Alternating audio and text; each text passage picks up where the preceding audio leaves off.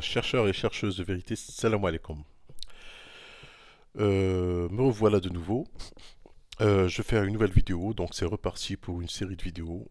Aujourd'hui, on va s'arrêter sur comment ils arrivent, on dit, bon, les sunnites, hein, je suis désolé, c'est encore une fois les sunnites, comment ils arrivent à détourner le sens des mots pour faire de Mohammed une divinité. Mohammed n'est pas une divinité, Mohammed n'est qu'un homme parmi d'autres. Il est venu avec Risala. Allah l'a envoyé comme messager. Dieu l'a envoyé comme messager, comme tous les autres messagers. Et il lui a pas demandé de se proclamer une divinité, qu'on l'adore ou bien qu'on s'en sert comme intercesseur. Et, euh, et on va voir comment on arrive en langue arabe déjà à détourner les sens des mots, comment ils font pour détourner le sens des mots, alors que le Coran, comme je vous ai dit, est un dictionnaire. Il explique, le Coran explique un mot ailleurs. Que veut dire ce mot-là? C'est le mot kholoq. Aujourd'hui, nous allons nous arrêter sur le mot kholoq. Wa innaka la ala kholoqin adim. Alors, kholoq, dans la langue arabe littéraire, parce que il ne faut pas se fier à la langue arabe littéraire, hein, parce que la langue arabe littéraire, elle est inspirée d'un dogme, donc c'est pas fiable. Le kholoq, c'est jamais akhlaq. Ce qu'ils disent, kholoq, c'est le pluriel. Euh, ouais, le kholoq, c'est le pluriel de akhlaq. Akhlaq, c'est la bonne conduite, quelqu'un qui se tient bien, qui est bien élevé, un gentleman, quoi. Quelqu'un qui est poli, qui a des bonnes intentions, qui est euh, qu'on remarque par son attitude, sa bonne conduite, on le remarque. Donc c'est ça le kholoq. Le kholoq, c'est selon leur explication. Attention, c'est pas l'explication du Coran, hein, selon leur explication. Ils disent que le kholoq c'est ça, l'akhlaq. Donc le mot akhlaq et kholoq, ça veut rien dire. C'est pas la même chose. C'est pas jamais akhlaq, je suis désolé. Kholoq dans le Coran veut dire autre chose. Donc là, dans le verset qui nous concerne, c'est le qalam, dans Surat al-Qalam, c'est-à-dire, voilà, verset 5. On va commencer du début. Nun wal qalam ma yasturun. Donc déjà, je suis pas d'accord pour le qalam. Le qalam, ça veut pas dire la plume, hein. Le qalam, c'est la distinction entre le bien et le mal. Ma yasturun et ce qu'ils écrivent. Ma anta bi ni'mati rabbika bi majnun. Toi, Mohammed, n'es pas, par la grâce de ton Seigneur, un possédé. Wa inna laka al-ajran ghayr mamnun. Et il y aura pour toi, certes, une récompense jamais interrompue. Wa innaka la ala khuluqin adim. Et tu es certes d'une moralité imminente. Donc d'une moralité imminente, wa innaka la ala khuluqin adim. On va essayer de voir dans le Coran que veut dire khuluq. On va aller dans un autre verset qui est surat al-Shu'ara 130, 137.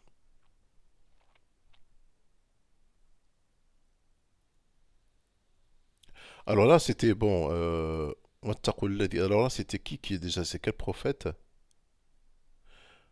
Alors, Houd, c'était le prophète Houd. Allah tattaqoun, je suis pour vous un messager digne de confiance. Alors, je commence à le lire dès le départ, hein. Et quand Hud de leurs frères contribue leur dit, ne craignez-vous pas Allah? Je suis pour vous un messager digne de confiance. Craignez Allah donc et obéissez-moi. Ça c'est le 126, hein. 127. Et je ne vous demande pas de salaire pour cela. Mon salaire n'incombe qu'au Seigneur de l'univers. Bâtissez-vous par frivolité sur chaque colline un monument, et édifiez-vous des châteaux comme si c'est comme si vous deviez demeurer éternellement. Et quand vous sévissez contre quelqu'un, vous le faites impitoyablement. Craignez Allah donc et obéissez-moi. Craignez celui qui vous a pourvu de toutes les bonnes choses que vous connaissez, qui vous a pourvu de bestiaux et d'enfants, de jardins et de sources. Je crains pour vous le châtiment d'un jour terrible. Ils dirent que tu nous exhortes ou pas, cela nous est parfaitement égal. Ce ne sont là que des mœurs des anciens. In hada illa khuluqul awwalin. Donc le mot khuluq là, il est prononcé. Ce ne sont là que des mœurs des anciens. Donc le mot khuluq veut dire des mœurs ou bien les dogmes des anciens. Ou bien. Alors le mot khuluq est expliqué dans le Coran. Donc, wa innaka la'ala khuluqin azim. Tu es sur une. Je dirais plus une voie bien droite. Ou bien ce qui peut se rassembler à ça en fait. Une voie bien droite. Innaka la'ala khuluqin azim. euh, sur un cheminement ou bien sur une euh, euh,